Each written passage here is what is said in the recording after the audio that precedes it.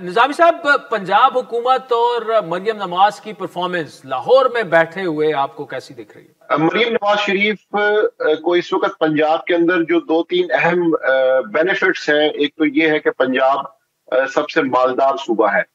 ना तो उन्होंने कोई बैनुल अक़वामी कर्जे अदा करने होते हैं, ना उन्होंने कोई डिफेंस और दीगर मद्दात के अंदर बजट खर्च करना होता है। इसके साथ साथ ना ही उन्हें बिजली और गैस के दीगर मसाइल हैं। तो इसलिए बाकी सूबों की निस्बत पंजाब के पास एक बेनिफिट ये है कि वो सबसे मालदार सूबा है। और दूसरा अहम बेनिफिट ये है कि पंजाब की जो असम्बली है, उसकी जो वर्किंग है, उसमें ऑपोजिशन की जानिब से को मरियम नवाज शरीफ को इतना ज्यादा टफ टाइम नहीं दिया जाता।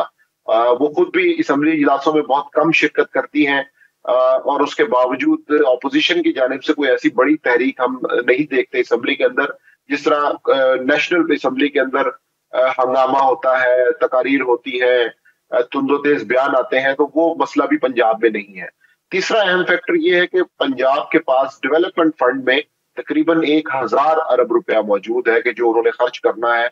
और अगर वो उसको बेहतर अंदाज से अपने प्रोजेक्ट्स के अंदर खर्च करते हैं तो फिर मरियम नवाज शरीफ और उनकी कैबिनेट जो है उनके मामलात काफी बेहतर हो सकते हैं। लेकिन इसके साथ साथ जो कमी है वो ये है कि इस वक्त पंजाब के अंदर पॉलिटिक्स जो लोकल लेवल की है, हलकों की है, वो नजर नहीं आ रही। मुस्लिम लीग नून के वर्कर्स, उनके एमपी एमएलए उस तरह से एक्टिव नहीं है। पंजाब के डेवलपमेंट फंड की बात हो या पंजाब में अपोजिशन का ना होना हो, इसके साथ साथ ब्यूरोक्रेसी के अंदर जो चीजें हैं उस हवाले से भी मरियम नवाज कंफर्टेबल नजर आ रही हैं। तो इसलिए जो मोहसिन नकवी का मुकाबला मरियम नवाज एक फैक्टर था पंजाब के अंदर, उसके अंदर मरियम नवाज फिलहाल थोड़ा सा बेहतर नजर आ रही है, क्योंकि उन्होंने और उनकी काबीना ने रियासती इदारों के साथ कोऑर्डिनेशन में, राब्ता कारी में बेहतरी के साथ वर्किंग करने की कोशिश की है। इस सारे मामले के अंदर पंजाब के अंदर जो मिसिंग एलिमेंट है वो ये है कि पंजाब में मुस्लिम लीग नून का वर्कर, उसके एमपीएस एमएनएस अपने हलकों के अंदर एक्टिव नहीं है, पॉलिटिक्स नहीं हो रही। ये है वो सबसे बड़ा मिसिंग लिंक। गवर्नमेंट तो है मुस्लिम लीग नून की, प्रोजेक्ट्स भी चल रहे हैं, लेकिन जिस तरह से पॉलिटिकल वर्कर को एंगेज करना चाहिए वो नहीं हो रहा।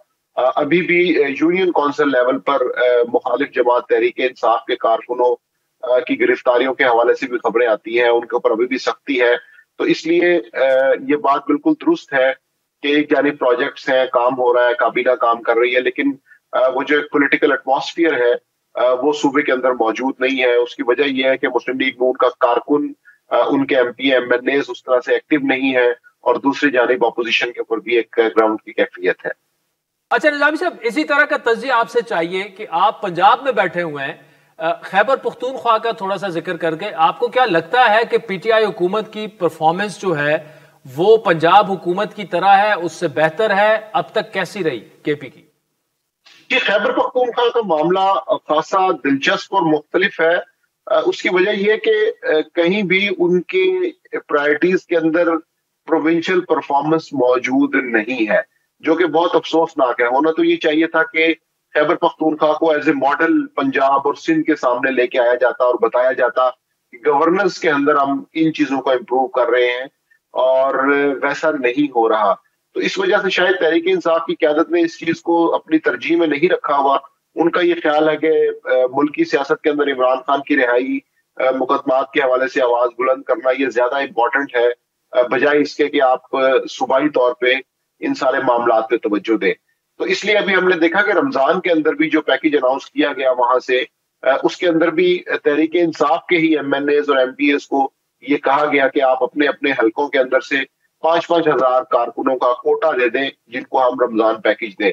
तो ये वहां पे ये जो इस वक्त के रमजान पैकेज की भी जो तकसीम हुई है वो खासी दिलचस्प है, और उसके ऊपर तनकीद की जा रही है कि वहां पर गुर्बत को मायार नहीं बनाया गया, बल्कि पार्टी के एमएनएस और एमपीएस से और उनके जितने विंग्स हैं उनसे इस चीज के बारे में राय ली गई है और उनसे नाम मालूम किए गए हैं, और उन्हीं अफराद को रमजान पैकेज के जो हजारों रुपए है, जो कि कुल मिला के तकरीबन 10 अरब के आसपास बनते हैं, वो वहां पे खर्च किए गए हैं। तो वहां का मॉडल खासा डिफरेंट है। शायद वो उस तरह से गवर्नेंस पे प्रायोरिटाइज नहीं कर रहे। और नवाज शरीफ साहब आपको एक्टिव होते दिख रहे हैं?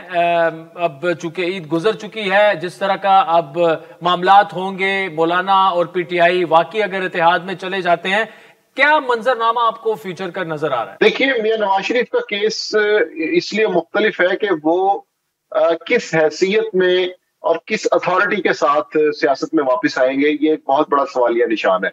क्योंकि प्राइम मिनिस्टर ऑफ पाकिस्तान की जो कुर्सी है उसके ऊपर उनके भाई मौजूद हैं, वज़ीर आला पंजाब की जो सीट है वहां पर उनकी बेटी मरियम नवाज मौजूद है। तो वो किस कैपेसिटी में कहां पर क्या काम करेंगे, मेरा ख्याल है ये फैसला करना खासा मुश्किल होगा। उसकी वजह ये कि हुकूमत में रियासत में जितने ओहदे हैं वो तमाम के तमाम इस वक्त लोगों के साथ पुर हो चुके हैं। इसलिए मैं नहीं समझता कि वो किसी कैपेसिटी में या किसी अथॉरिटी के अंदर कम बैक कर सकते हैं। हाँ, ये हो सकता है कि वो मशवरा देने की हद तक या राय देने की हद तक महदूद रहें, लेकिन उनके लिए कौन सा ऐसा ओहदा तख्लीक किया जाएगा कि जिसकी बुनियाद के ऊपर वो काम कर सके, मुझे ये ऐसा मुश्किल नजर आ रहा है। उसकी वजह यह है कि इस सेटअप में मियां नवाज शरीफ और उनके जो भतीजे हैं हमजा शहबाज शरीफ, इन दोनों का सियासी मुस्तकबिल खासा तारीक लग रहा है। उसकी वजह यह है कि जो मुस्लिम लीग नून के अंदर और खसूसन शरीफ फैमिली के अंदर जो सेटलमेंट है या जो अरेंजमेंट है, उसके अंदर मियां नवाज शरीफ और मियां हमजा शहबाज शरीफ की फिल वक्त कोई जगह नजर नहीं आ रही। तो इसलिए मुझे खासा मुश्किल लगता है कि मियां नवाज शरीफ किसी कैपेसिटी के अंदर क्या वो एडवाइजर होंगे, क्या 3 मरतबा वज़ीर आज़म रहने वाला शख्स जो है वो क्या एडवाइजरी रोल पे काम करेगा। मेरा ख्याल है कि ये एक ऐसा सवालिया निशान है कि जिसका जवाब शायद मुस्लिम लीग नून की जो कैबिनेट है उसके पास भी नहीं है। तो इसलिए अभी तक यही लग रहा है कि मियां नवाज शरीफ घर से ही एक कायदाना और एक बुजुर्गाना किरदार अदा करेंगे। शायद प्रैक्टिकल पॉलिटिक्स के अंदर उनकी वापसी ना हो।